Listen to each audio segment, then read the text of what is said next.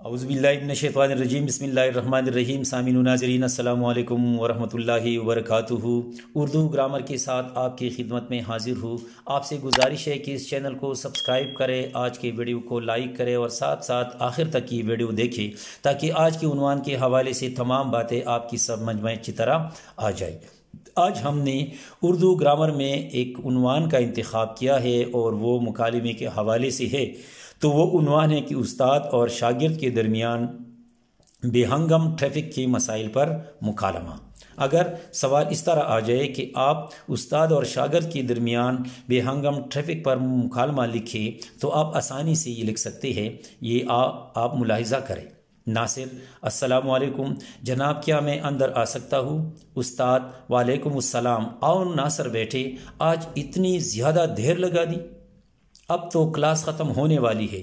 ناصر: جناب ٹریفک بہت زیادہ تھا اور راستے میں ایک ایکسیڈنٹ بھی ہوا تھا، اس لیے آج بہت زیادہ دیر ہو گئی۔ استاد: دیکھو ناصر بیٹے، تم بہت قابل، محنتی اور سنجیدہ طالب علم ہو اور ہمیں تم سے بہت سی توقعات وابستہ ہیں، یعنی ہم تم سے بہت سی توقعات رکھتے ہیں۔ ناصر: انشاءاللہ میں آپ کی توقعات پر پورا اترنے کی بھرپور کوشش کروں گا، آپ کو کبھی مایوس نہیں کروں گا۔ استاد: انشاءاللہ ضرور ایسا ہوگا، لیکن… ناصر: لیکن کیا سر؟ استاد: بیٹا تمہارا یہ لیٹ آنا…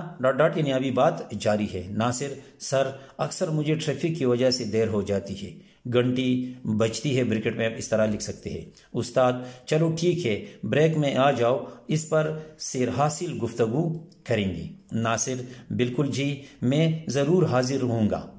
پھر بریکٹ میں آپ دیکھیں، بریک ہونے پر ناصر اپنے استاد کے پاس جاتا ہے۔ ناصر: السلام علیکم سر، میں حاضر ہوں۔ استاد: اچھا ناصر، تم آ گئے، چلو صحن میں بچھی کرسیوں پر بیٹھ کر بات کرتے ہیں۔ ناصر: جی آئیے، صحن میں جاتے ہیں۔ استاد: آؤ بیٹا، ادھر کرسی پر بیٹھو اور اب مجھے یہ بتاؤ کہ تم چند دنوں سے مسلسل دیر سے آتے ہو۔ ناصر: جناب میں نے صبح کو بھی عرض کیا تھا کہ ٹریفک زیادہ ہونے کی وجہ سے اس طرح ہو رہا ہے، ورنہ میں تو صبح سویرے اٹھ کر نماز اور ناشتہ کر کے بروقت گھر سے نکلتا ہوں۔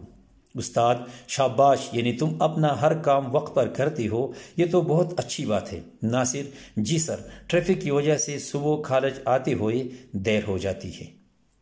استاد: ہاں ناصر، یہ تو ہے، ہمارے ہاں اس بے ہنگم ٹریفک کی وجہ سے بے تحاشا مسائل پیدا ہو رہے ہیں۔ ناصر: یہی تو میں کہتا ہوں، کیونکہ ایک طرح کی گاڑیاں نہیں ہے، طرح طرح کی گاڑیاں ہیں جو صبح سے رات گئے تک سڑکوں پر نظر آتی ہے۔ استاد: اور سونے پر سہاگا، یہ کہ ان میں کوئی ترتیب بھی ہے نہیں، یا ان میں کوئی ترتیب بھی نہیں ہے۔ ناصر: جی سر، یہی وجہ ہے کہ اب پیدل چلنا بھی دشوار ہو گیا ہے۔ استاد: پیدل چلنا بھی دشوار ہے اور آلودگی میں بے تحاشا اضافہ بھی ہو رہا ہے۔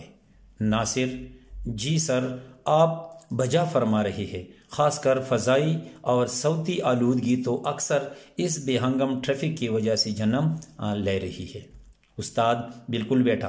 ناصر: لیکن سر اس کا کوئی حل بھی تو ہونا چاہیے، اس کا کوئی حل بھی تو ہونا چاہیے، لیکن سر اس کا کوئی حل بھی تو ہونا چاہیے۔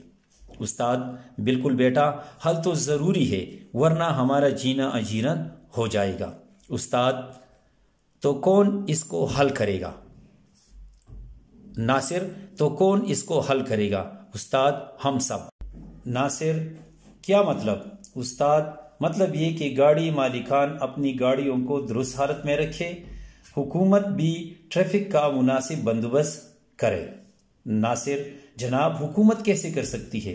استاد: حکومت سب کچھ کنٹرول کر سکتی ہے، جیسے غیر رجسٹرڈ گاڑیوں پر پابندی لگانا، بڑی گاڑیوں کے لیے مرکزی شہر سے باہر سڑکوں کا انتظام کرنا، گاڑی چوری کرنے والوں کی کڑی نگرانی کرنا، کم عمر لڑکوں یا لڑکیوں کی گاڑی چلانے پر پابندی لگانا، دعا چھوڑنے والی گاڑیوں پر پابندی لگانا وغیرہ۔